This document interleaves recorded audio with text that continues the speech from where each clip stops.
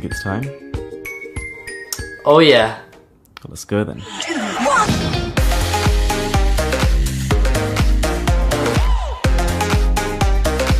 So let's start with the Moto G4.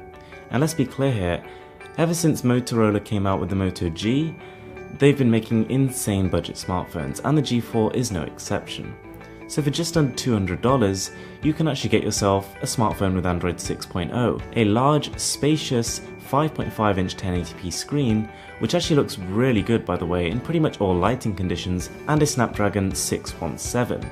So for those of you who aren't really into your processors, I mean who really is these days, the Snapdragon 617 is close to top of the line. It actually has almost the same compute performance as the best processors on the market, and it's very fluid. I mean, performance is great, the phone absolutely aces gaming, and pretty much everything else you'd want to do on your Android device. It's also got a 16 megapixel camera, which doesn't quite compete with the likes of the Samsung Galaxy S7, the HTC 10, but it's less far off than you probably expected. The battery life, with over 3000 mAh of juice, was also really rather impressive. Now the phone doesn't really break new ground in any way whatsoever, but if you actually consider everything that it does, its value proposition is unprecedented.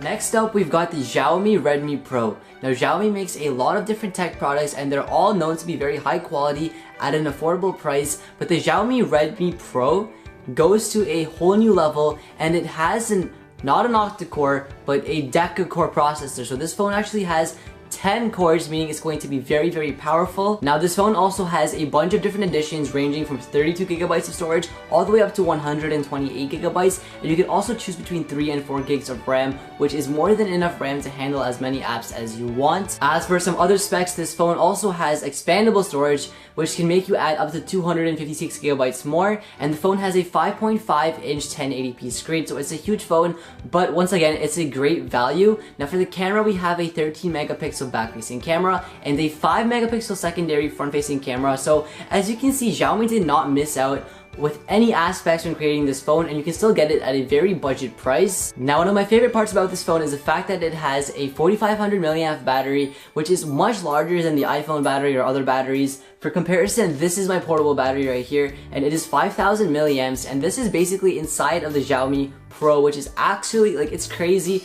And you know, for the price you're paying for, this is definitely one of the best phones you can buy.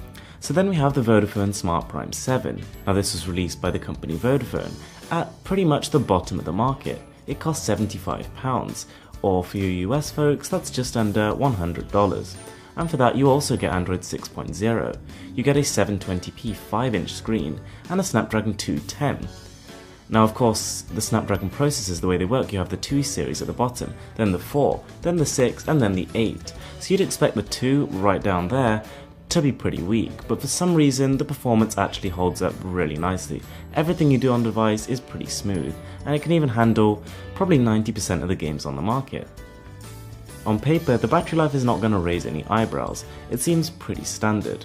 We've got a capacity of 540 mAh, but when you actually use it, it is seriously efficient. I actually did a full review of the smartphone about a month ago, and with light usage each day, I could squeeze a week's use out of one charge. That's really impressive.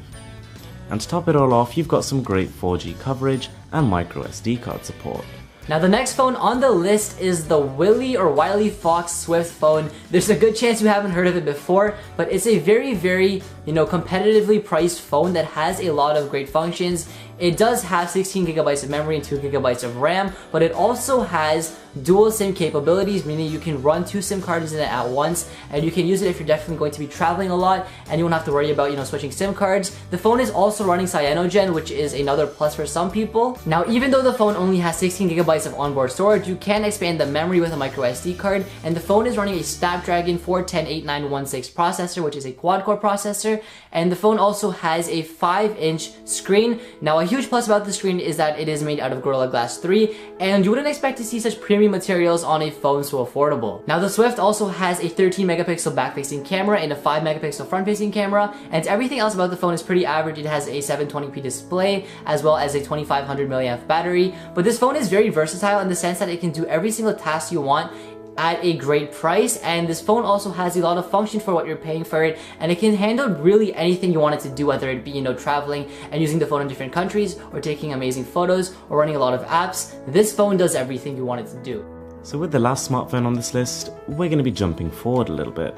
The Lenovo K6 Note is expected to either release towards the end of this year or early next year, anytime up till about March 2017. Now, Lenovo's K Note series has been ridiculously successful.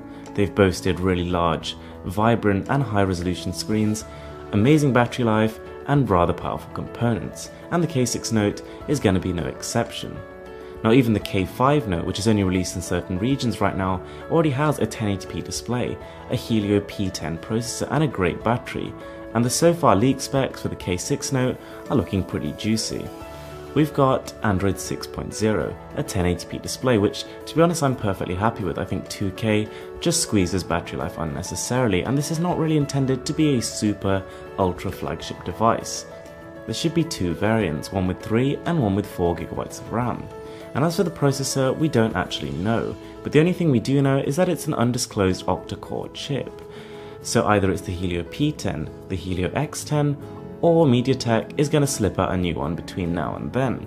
Who knows? But to tell you what really brings the offer to life, the K6 Note is rumoured to not only have a fingerprint sensor, a removable back cover, micro SD card support, dual SIM and 4G, but we've also got a stunning 4000 mAh battery, so that could quite easily keep you going for 2 days of heavy usage.